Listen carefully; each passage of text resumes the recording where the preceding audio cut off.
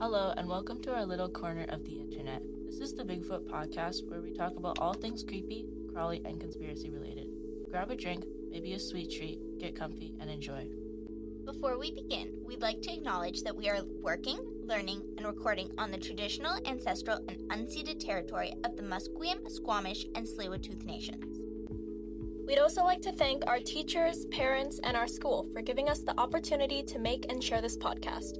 And a special thank you to Lydia Williams from Ghostly Vancouver Tours for the inspiration. All right, let's get into it. So we've all heard of conspiracy theories and urban legends. Some people totally believe them. Yes. Some people think they're ridiculous. But either way, they're everywhere. Conspiracy theories usually involve the idea that something big is happening behind the scene, and we're not being told the full story. There's always secret groups, hidden motives, or people saying they don't want you to know this. Urban legends are more like creepy stories that get passed around. They usually start with, oh, this happened to my friend's cousin, and somehow everyone knows the story, but no one knows the actual person it happened to. Without history, you have no context for a ghost story. Otherwise, this would be a ghost story. Hey, I hear that building's haunted. I don't know why. Next story. That's not a very good narrative. That doesn't give a full picture. But the reason these stories stick around is because they're fun, scary, and honestly kind of comforting.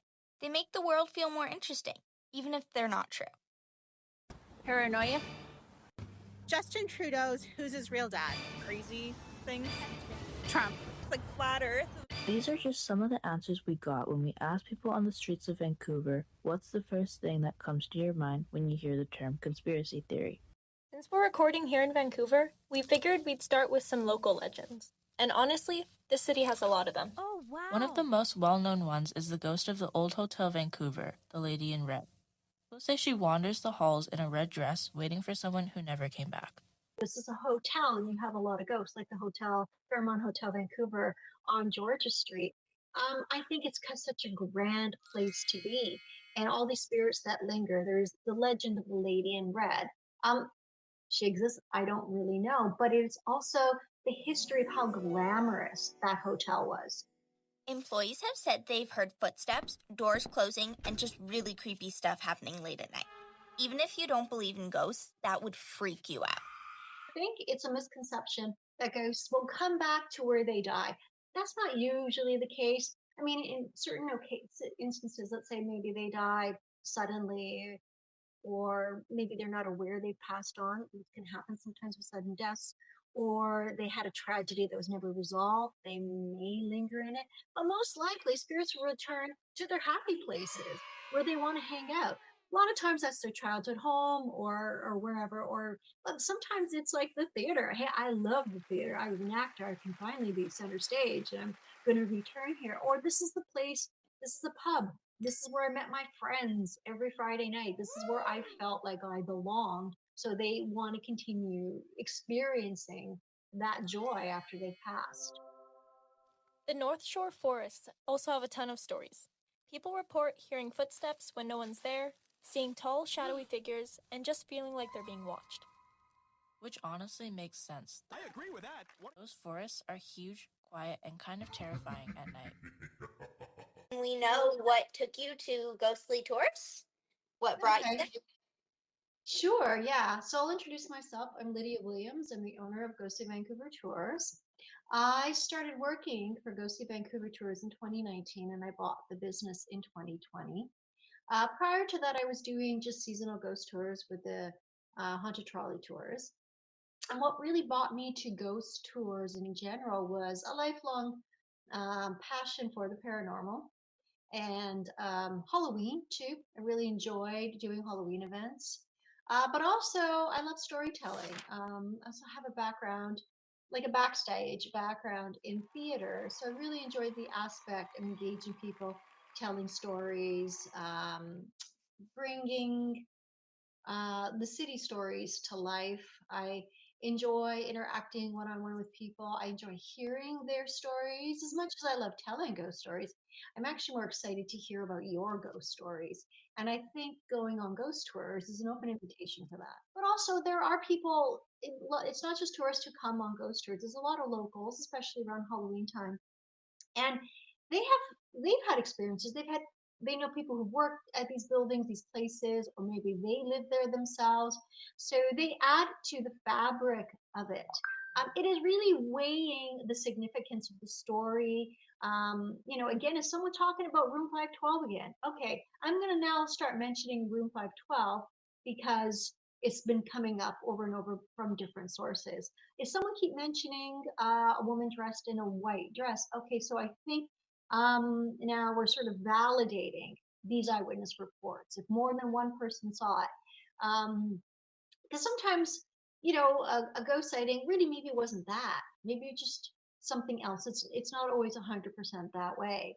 And folklore. I mean, we do have folklore, and I think that plays into the paranormal theories. Sometimes when I'm discussing why are these particular buildings so much more haunted than others? Why is this area necessarily so much more haunted? Is there something about the geography? Is there something about the people who lived here? Sometimes I don't get too much into Indigenous folklore. I don't always feel like, it's a story um, that I'm incredibly knowledgeable to tell. We can't be the Bigfoot podcast and not talk about the big hairy guy himself. Bigfoot is one of the most famous cryptids ever, a giant ape-like creature that supposedly lives in forests across North America. What makes Bigfoot interesting is how many people claim to have seen it.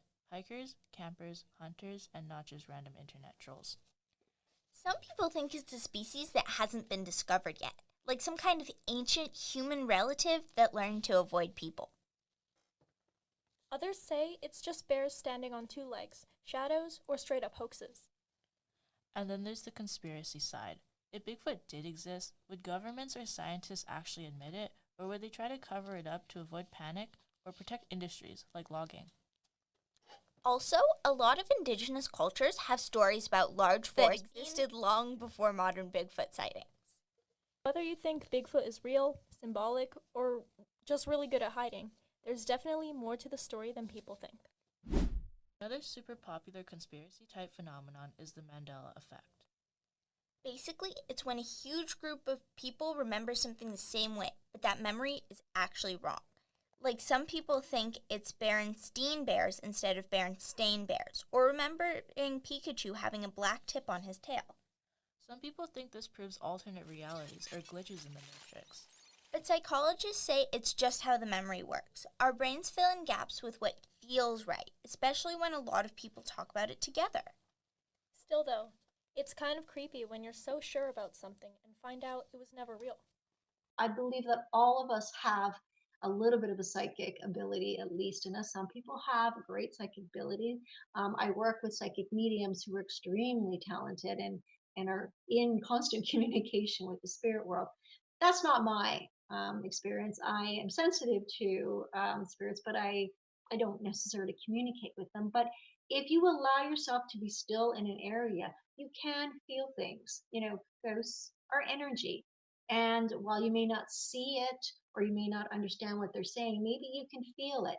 You can feel electricity. If a ghost is energy, you could possibly feel their presence if they get close enough. Or maybe you will hear something.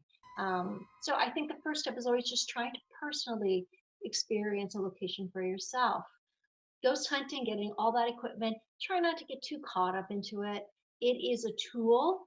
It is a tool and it is a way of looking for evidence. It's a way of narrowing down possibly where activity is, but it is not the be all end all of it.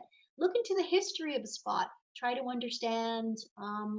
Yeah, I'm a big fan of history and what it means, what is significant about this location, and just to realize it's not always just about a great tragedy. It can just be, hey, this is a gathering place, and people are still gathering here. But also, sometimes you're just tapping into residual energy. Sometimes it's not an act of haunting what you're experiencing, and this sometimes happens in train stations and other liminal spaces, is that you're just getting an echo from the past. You'll see people catching trains and then they'll disappear. This is just energy left over, and it's just caught in a loop. I'm not a physicist. I don't understand time and dimensions and all that stuff, but I do understand this is possible. It's theoretical in a scientific way. So that, I mean, there are just multiple steps, I would say, and always be respectful. I don't like when people antagonize or try to get a rise or be disrespectful to ghosts. If there's the legend of the stories of someone being murdered on the spot and someone is, and maybe the victim is haunting that spot, well, don't like try to mock their death or say I'm coming to get you, or say something that would be hurtful, disrespectful. I mean, these are beings, and I think it's really important to remember that these were people and in a way still are people. At the end of the day, conspiracy theories and urban legends stick around because they're entertaining. They also help people explain things that don't make sense or feel out of control. And honestly, they give us something fun to talk about. Life would be boring if everything had a clear answer. I have an American friend who tells me all these details that I can't really express, that I can't repeat because I don't know them. Justin Trudeau's Who's His Real Dad? Yeah, think about that one, because do some research. I can't remember the guy's name and it's so obvious. It's a Spanish name. Look that one up. I think that's more of a fun conspiracy because my American friend actually tried to prove points about how Justin Trudeau's dad is actually not. Whether you believe in Bigfoot, ghosts, or absolutely none of this, thanks for hanging out with us. We hope this episode made you think, or at least gave you a creepy story to tell your friends. Thanks again to our teachers, families, and Lydia Williams at Ghostly Vancouver Tours. And thank you for listening. This has been the Bigfoot Podcast. Stay curious, stay spooky, and we'll see you next time.